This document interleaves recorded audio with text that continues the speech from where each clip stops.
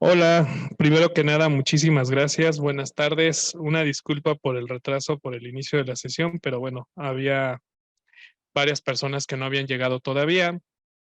La sesión también está grabada, por si ya después alguien se quiere meter a verla en la página de la sociedad. Le agradezco mucho a la Sociedad Médica el apoyo, al doctor Raúl Pardiñas como presidente. Eh, pues vamos a empezar con un tema que para nosotros en medicina interna se ha vuelto muy relevante y que evidentemente cobró mucha importancia a partir del problema de la pandemia del COVID, que es el uso del ECMO. Indicaciones, vamos a hablar de algo general y a partir de ahí se puede profundizar un poco, inclusive con preguntas y respuestas. Para esto invité a un amigo mío y un maestro en esta parte, que es el doctor Ángel Vega, que muchos de nosotros ya conocemos. El doctor Ángel Vega es médico neumólogo, adscrito a este hospital, pero también está en el Instituto Nacional de Enfermedades Respiratorias. Un poquito de su currículum. Él estudió la especialidad de medicina interna en el Hospital Regional de Alta Especialidad de la Península de Yucatán y posteriormente se formó como neumólogo en el Instituto Nacional de Enfermedades Respiratorias, una maestría en ciencias médicas, e igual en el Instituto Nacional de Enfermedades Respiratorias, y actualmente lleva su práctica médica privada aquí en el hospital y está adscrito en la unidad de urgencias respiratorias en el Instituto Nacional de Enfermedades Respiratorias. Es autor de varios trabajos en congresos nacionales, es profesor invitado a cursos de especialización de neumología aquí en el hospital y tiene, bueno, varias presentaciones, varias publicaciones, un currículum bastante bueno que nos tardaríamos mucho en leerlo. Entonces, sin mayor preámbulo, doctor Vega, por favor, muchísimas gracias. Bueno, vamos a hablar un poco de falla respiratoria aguda en ECMO, que es básicamente la parte que, pues al final de cuentas, todo médico clínico en algún punto se puede enfrentar a la necesidad de presentar o no a un paciente a reemplazo respiratorio temporal, que en este caso sería el ECMO. Dentro de esto, yo he tenido experiencia hasta el momento con 4 pacientes, uno directamente, o bueno, uno durante mi formación en la residencia en el instituto, y dos de manera externa en unidades privadas, uno aquí y uno en el HMG con el doctor Díaz Green, de hecho. Ahora, el contexto para pensar en el ECMO es de entrada un paciente que tiene falla respiratoria aguda. Eh, por ligera historia, simplemente, bueno, la enfermedad respiratoria aguda ha ido evolucionando relativamente cerca en el tiempo, 1967, y apenas sabíamos qué era el SIRA, y conforme el tiempo en el 88 se hicieron los primeros criterios para establecer qué era SIRA y diferenciarlo de la falla cardíaca, y hasta el 2012 se hicieron pues los criterios formales de cómo diferenciar un paciente en falla respiratoria aguda grave y cuál era el manejo.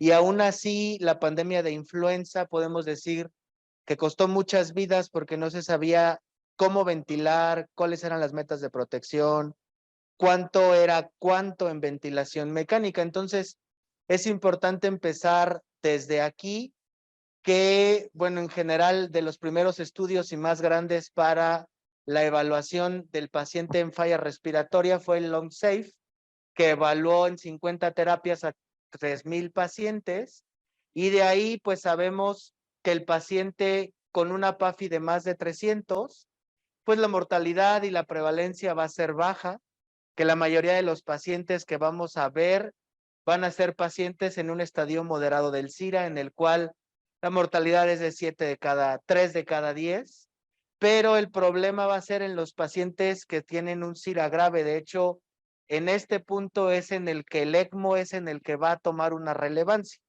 Es imposible pensar en ECMO dentro de los primeros 2 estadios del SIRA, dado que estos pacientes tienen una mejor evolución y el ECMO tiene más mortalidad y más complicaciones que la simple terapia con ventilación mecánica. Entonces, al final de cuentas, pues el 10% de los pacientes que ingresan a una unidad de cuidados intensivos, pues van a desarrollar SIRA grave.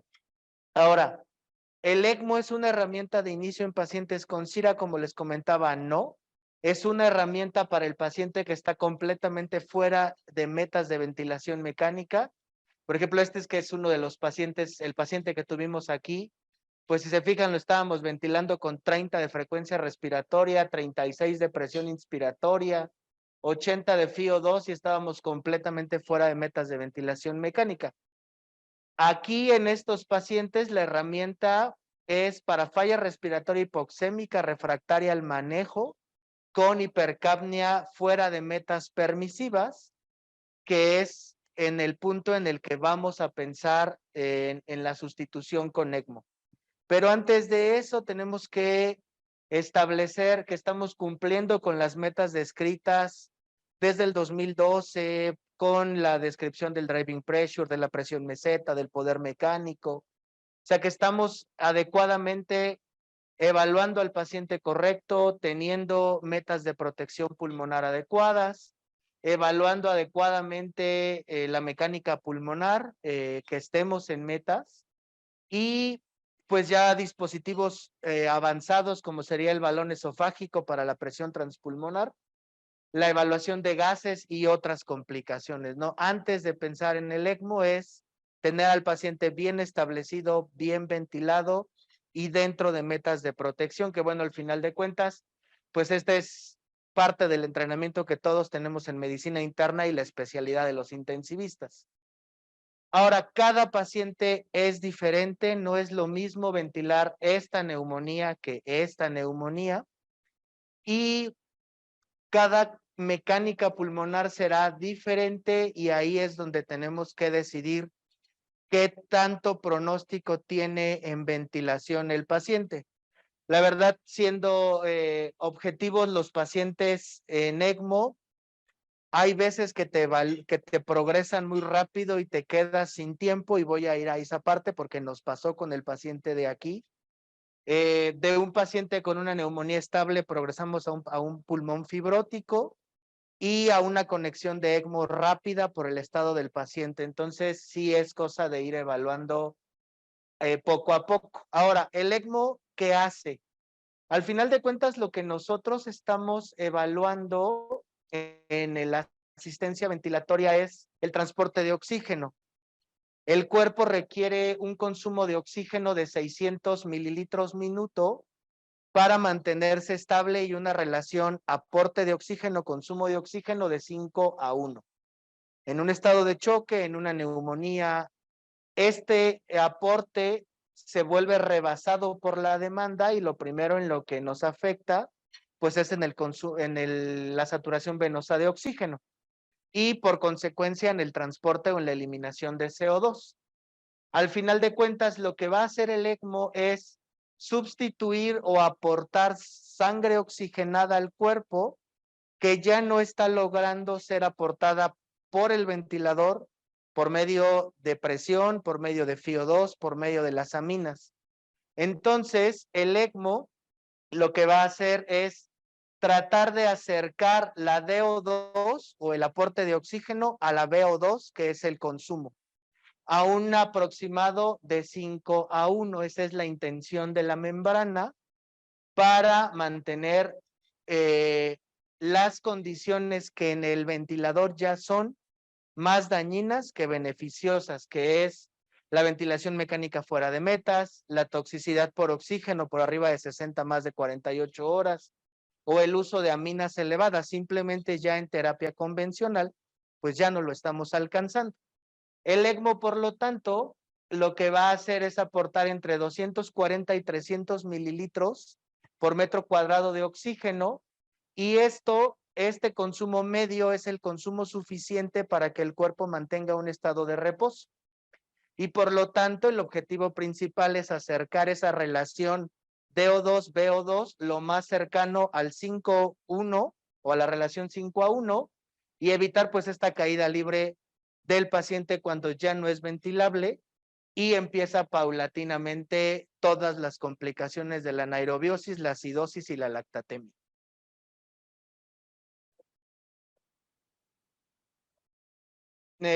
¿Dónde? Perdón.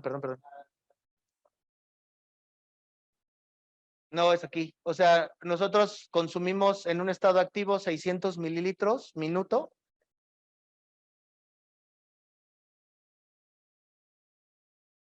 De 240. Esto es lo que da el oxigenador.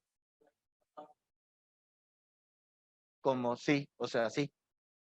Pero, o sea, a lo que voy es que el ECMO nos va a aportar el 50% de aporte de saturación venosa de oxígeno para mantener la relación del consumo. Ahora, no es que se empiece con esto, puedes empezar entre 2 y 5 litros de aporte, que es dependiendo del estado del paciente. Si el paciente obviamente está séptico, si el paciente tiene trauma, si el paciente está consumiendo aminas, pues la relación de consumo se vuelve más alta todavía. Y aún el paciente grave tiene ECMO al 100% y ventilador al 100% y a veces no los alcanzas. Entonces, la relación teórica del oxigenador es este aporte 240 a 300, es lo que da el oxigenador. ¿Mande? ECMO es circulación extracorpórea o membrana de oxigenación extracorpórea. La OL. Ahora, en neumo, al final de cuentas, el paciente que puede ser candidato a ECMO no solo es el SIRA grave con neumonía. De hecho, puede utilizarse en cualquier condición de hipoxemia que pueda ocasionarse de manera aguda y que se salga de los parámetros de ventilación mecánica. Y en el primer mundo, pues se utiliza para muchas cosas, incluso en asistencia ECMO ambulatoria en ambulancia.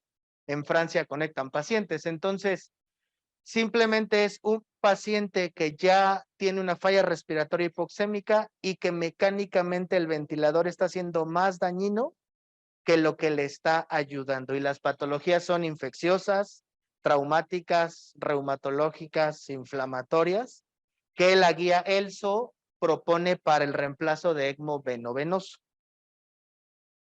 Ahora, una vez que nosotros estamos pensando en conectar a un paciente, podemos pensar en el escenario inicial, que es un paciente que tiene una falla respiratoria aguda, reversible y ya no tratable con métodos convencionales.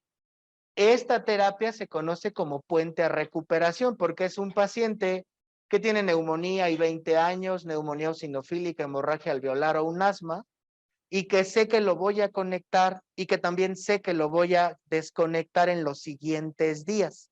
Por ejemplo, el ejemplo más sencillo sería un asma.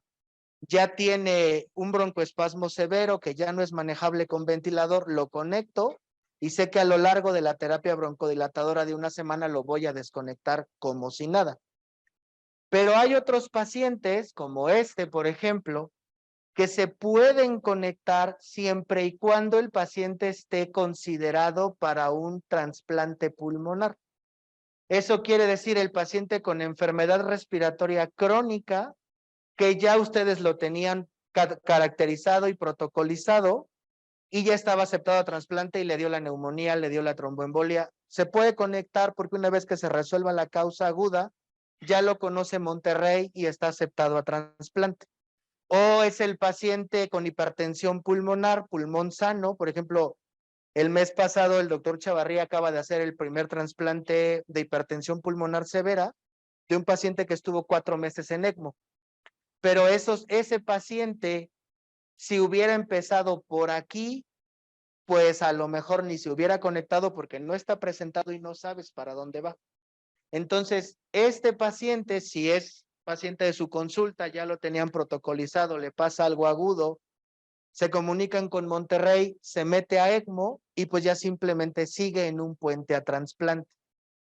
Pero no todo funciona tal cual. Teóricamente habrá pacientes, como nos pasó en este último caso, que no sabes para dónde va a ir, no tienes el tiempo necesario para presentarlo porque fue agudo, porque ya tiene a lo mejor alguna enfermedad respiratoria crónica, pero en una etapa leve o una intersticial, o te hace una rápidamente progresiva. Esos pacientes que conectas sin tener un camino a trasplante y sin estar completamente seguro que lo vas a sacar, se llama puente a decisión, así está definido, porque es un paciente que se puede recuperar y es puente a recuperación, o se puede no recuperar y será puente a trasplante. Aquí hay que tener en cuenta que este es el escenario más complejo para decidir la conexión, porque hay que anticipar el hecho de que el paciente no sea recuperable sin decanularlo o sin trasplantarlo. Y en ese escenario, la escala RES, SCORE y algunas otras nos ayudan a decidir, mejor no lo conecto porque ni lo voy a sacar del ECMO ni me lo van a aceptar en trasplante. Ahora, los pacientes que definitivamente no entran ni siquiera a una decisión son pacientes neurológicos con un evento agudo, con sangrado, con una enfermedad incapacitante, con un sangrado sistémico que no se puedan anticoagular porque la membrana del ECMO va anticoagulada, que sea un adulto mayor, y aquí hay que hacer un poquito de énfasis porque las guías de la ELSO no definen límite de edad. Ahí es un pequeño detalle. Ventilación mecánica más de 7 días, siempre y cuando esté ya fuera de presiones meseta más de 30, FIO más de 90, porque ya es simplemente conectar un pulmón no recuperable. Ahora, antes de pasar a la edad, que es un punto importante, esta es la escala de RES, es una escala que hacen los equipos ECMO para definir si tu paciente ya una vez que se evalúa puede ser candidato, porque dependiendo del puntaje que alcance, tiene una mortalidad. Esta sería como la parte principal que ustedes pueden evaluar. Está la calculadora en internet o en el MedCalc, y desde ahí pueden ustedes darse cuenta si es una buena idea pensar o no pensar en el ECMO. En COVID las cosas se volvieron diferentes y la lista de no conectables, si se fijan, es mucho más larga, pero la principal cuestión fue la limitante de recursos, la limitante de membranas y de equipos ECMO. Entonces, en COVID sí se estableció criterio de edad fijo y incluso criterio de peso, pero para tratar de hacer eficientes un recurso para una enfermedad con una mortalidad alta y un sobrecupo de pacientes. Entonces es un poquito diferente. Ahora, ¿por qué la edad todavía no se ha considerado? Porque comentan las guías que depende de si está aceptado o no a trasplante pulmonar. Aquí, por ejemplo, en México, Uriel Chavarría, que es el único que trasplanta, él dice que si el paciente tiene no más de 75 años y una edad funcional reservada, lo aceptan a trasplante pulmonar, y con ese camino lo puedes conectar a ECMO porque te lo van a recibir. Pero, por ejemplo, el paciente que tuvimos aquí en el hospital lo presentamos a la Universidad de Wisconsin, que es también uno de los centros más grandes de ECMO de Estados Unidos, y por el hecho de tener 66 años no lo aceptaron. Entonces, sí es importante pensar en esa situación. Ahora, los estudios lo que comentan es que pues la mortalidad rebasando los 65 años ya rebasa el 50%, ya teóricamente tener más de 65 años, en ECMO sobrevivir es un volado. Todavía 55 años, esta serie reporta una sobrevida del 43%. Entonces, tal vez un límite recomendable sería 60, dependiendo de muchas condiciones. Ahora, ya entrando a lo que es un poquito de la técnica, nosotros por respeto nunca le tomamos una foto a cualquiera de los pacientes, pero esta que es de este artículo, que es un artículo de fisiología en transporte aéreo para ECMO. Las cánulas básicamente son cánulas de circulación extracorpórea. Van a tener un recubrimiento laminado de celulosa para evitar la lesión por circulación extracorpórea y activación de mecanismos inflamatorios. Aquí lo que estamos viendo es una conexión de un ECMO arterio-venoso. Están entrando arteria y vena femoral. Lo usual es entrar en el veno venoso a vena y vena, cuello y femoral, para una conexión. Al final de cuentas, el circuito es una toma de gas o una toma de oxígeno, la consola y el oxigenador, un acceso a una cánula en vena y en arteria. Aquí, como pueden ver, este es el paciente que tuvimos en el HMG con el doctor Díaz Green. Estas son las cánulas y la intención de las cánulas es tomar sangre, oxigenarla y mandarla de regreso hacia el sistema venoso superior o cardíaco para regresarle sangre al corazón con un flujo de oxígeno mucho más alto, ¿no? Para sustentar esa VO2 que no está oxigenando pues este pulmón. Ahora, las canulaciones se hacen vía percutánea, ya no es necesaria la colocación endovascular, lo hacen los especialistas ECMO en el momento y no es necesariamente que sean cirujanos, son cánulas de 25 a 28 French. Lo que usamos en México son las 25 porque usualmente somos chaparros, ya que una cánula de 25 French es adecuada para un paciente de no más de 1,80 y eso le da al ECMO flujos de 4 litros en adelante. La ideal de las cánulas es ponerlas a una distancia en las que entre ellas no se roben el flujo de sangre. Eso es empírico, cuando están muy cerca y te pasa, empiezan a chicotearse las cánulas y lo que hacen es separarlas. No tiene mayor problema y pues se hace un control de eco al inicio y un control de placa a la colocación. Lo que se controla o se monitoriza en estos aparatos es el gasto cardíaco que nos está dando, el flujo, las presiones del equipo y nos está midiendo la saturación venosa en el momento. Aquí, por ejemplo, si se fijan en en este que pusieron aquí del capítulo del ECMO, pues la saturación en ECMO es de 45.9%, aún con todo y que el ECMO está aportando oxígeno al 100, que seguramente tienen el ventilador al 100, aún así, la extracción de oxígeno por el estado séptico es muy alta. El otro componente importante es el barrido de gases. Una cosa es la membrana oxigenadora y la otra cosa es cuánto FiO2 le aportas y cuánto gas barres. El FiO2 usualmente se empieza con un aporte al 100%, o sea, todo lo soportas en ECMO, los 300 mililitros que da la membrana, y al ventilador lo vas titulando hacia la baja desde el primer momento. Y conforme el pulmón mejore, el aporte de oxígeno en el ECMO va a ir bajando a lo largo de semanas.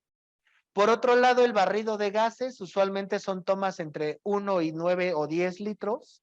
Se empieza siempre en 2 y lo ideal es que este barrido de gases es altamente eficiente como el líquido del dializante para barrer el CO2 de la sangre y baja rápidamente el pH y el CO2. Lo ideal es no hacer descensos mayores al 30% porque, como ustedes sabrán, cambios rápidos en el CO2 son iguales a daño neurológico por edema cerebral. Entonces se va bajando 30% paulatinamente el flujo hasta llegar a un estado de CO2 idóneo.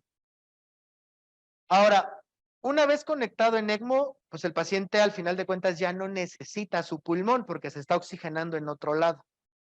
Lo que se hace por costumbre, porque está escrito desde el 2014, es ventilarlos en presión control, mantener una presión inspiratoria de 20, una presión final de la expiración de 10, frecuencia de 10 y FiO2 entre 30 y 50.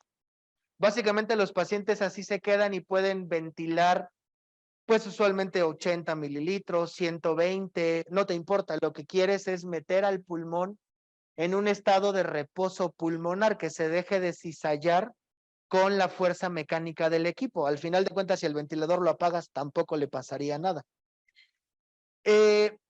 Después de eso, en el estudio Eolia de Francia, que ellos conectaron a 240 ECMOs, la diferencia con el primer mundo y nosotros es que ellos en menos de 8 horas tenían conectados a los pacientes.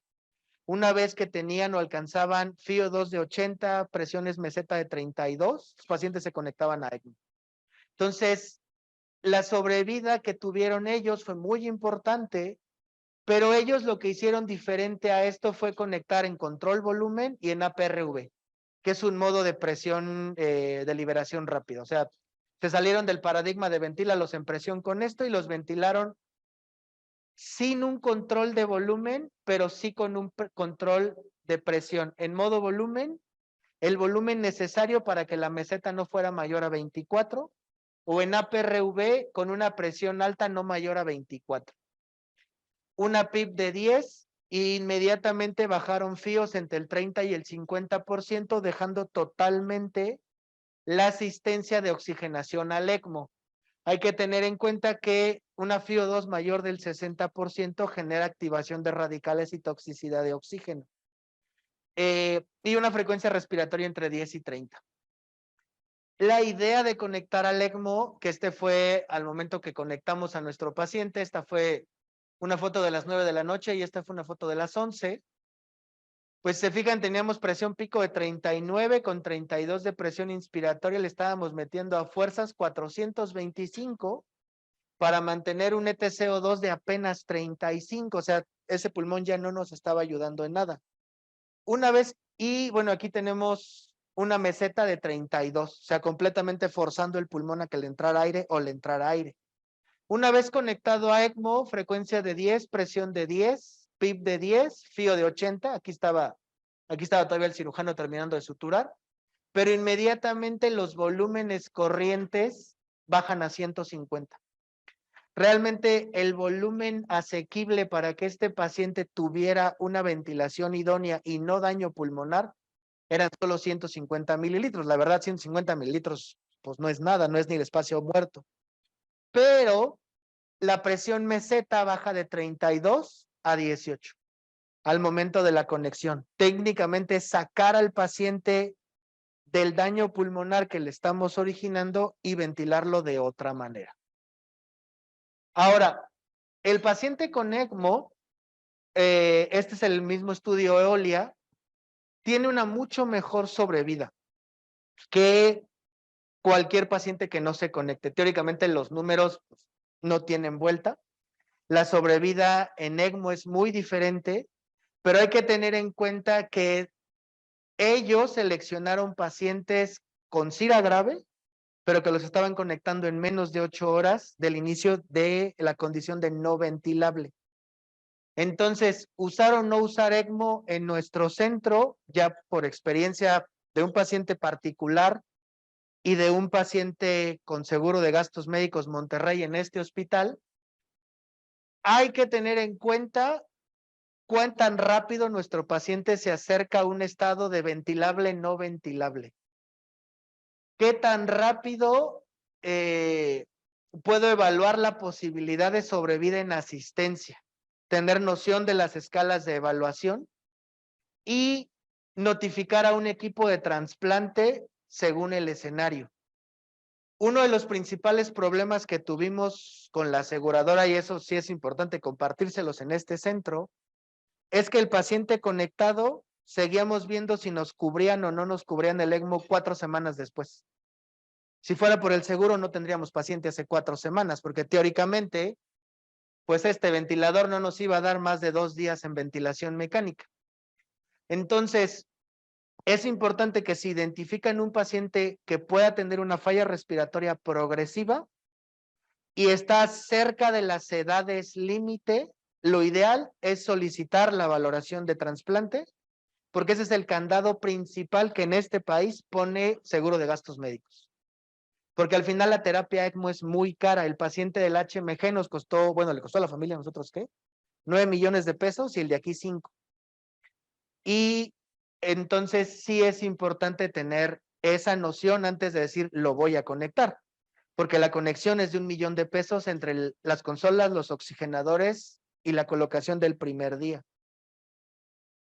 Y ser claro con la familia, hay que tener en cuenta que el paciente que es candidato a ECMO es el paciente con SIRA grave refractario, donde la mortalidad es del 50%. Es una oportunidad de rescate para aquel paciente que está fuera de tratamiento convencional y que en general se iba a morir. Entonces es un rescate muy caro que tiene que estar bien seleccionado. Sería esa como la principal experiencia a compartir, pues fuera de una sesión que no es de intensivista, sino pues veríamos técnica, membrana, oxigenador y otras cosas que siento que no tienen mucho la pena. Pero sí considerar ECMO, hay equipos especializados, el principal es el del Instituto Nacional de Cardiología, para realizar la conexión de estas terapias y pues tener en cuenta lo principal, a quién sí y a quién no. Creo que sería como lo fundamental en esto.